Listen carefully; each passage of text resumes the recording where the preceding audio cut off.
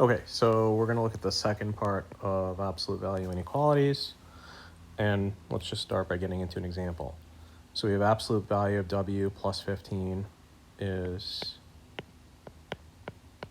greater than 29. Okay, so the ones we looked at last time were just like absolute value W greater than 4, absolute value X less than or equal to 6, etc.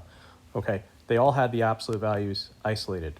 This one does not, so we want to make this look like what we did last time, so we want to get rid of the 15, just subtract 15 from each side.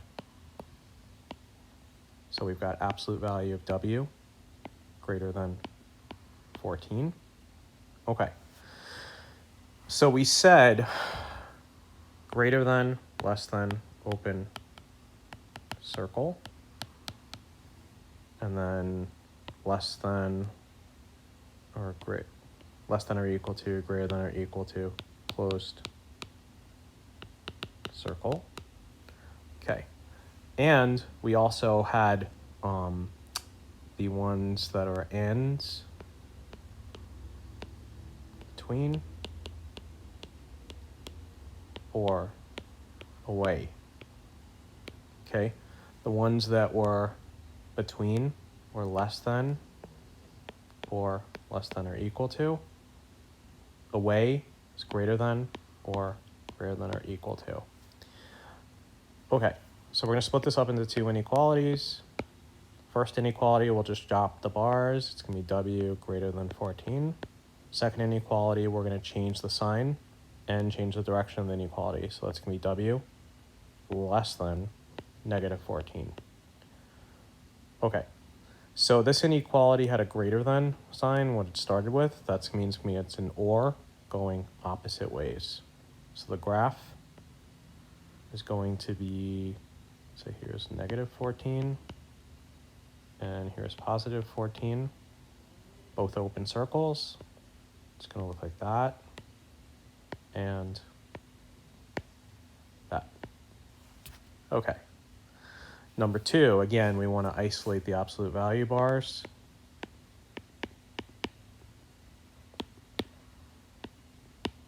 Okay, so subtract that 12 from each side. Absolute value W less than or equal to 10.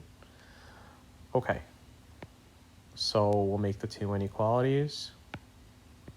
That's going to be W less than or equal to 10 and W greater than or equal to negative 10. Okay, and since this was a less than or equal to over here, this is going to be end, and the graph's going to go between. So I'm not sure if you're asked to graph in this question, but negative 10, positive 10, both circles are going to be closed, filled in, because of the equal sign. Here, here, and they're going to go together. Okay. In number three, the absolute values are isolated because there's nothing like added, subtracted, multiplied, or anything to the bars. So, again, we're going to have to split into two equations and then solve from there. So, two inequalities. Our positive inequality is going to be x plus 4 greater than or equal to 2. Our negative inequality, we'll keep this the same. We'll keep what's in the bars the same, x plus 4. And we're going to flip and make the two negative. Okay, so we'll solve both of these. X greater than or equal to negative 2. X less than or equal to negative 6. Okay, so this was a greater than or equal to up here. We know the greater than or equal to are ors, which are going to go separately. Okay. So to graph, negative 6, negative 2, greater than or equal to negative 2 goes like that, and less than or equal to negative 6 goes the opposite way as it's supposed to. Okay, Last one. Again, the absolute value bars are isolated just like number 3.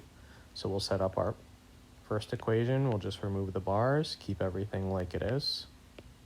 In our second equation, when we remove the bars, we're going to flip the sign and change that 5 to a -5.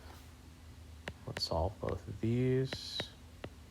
So we have u less than or equal to 10. U greater than or equal to 0. And these are going to be an AND. When we have the less than or equal to, those are ANDs. So those are going to go together the same way. So the graph, 0, 10. These will both be closed circles because of the equal sign. And they will be going together like that.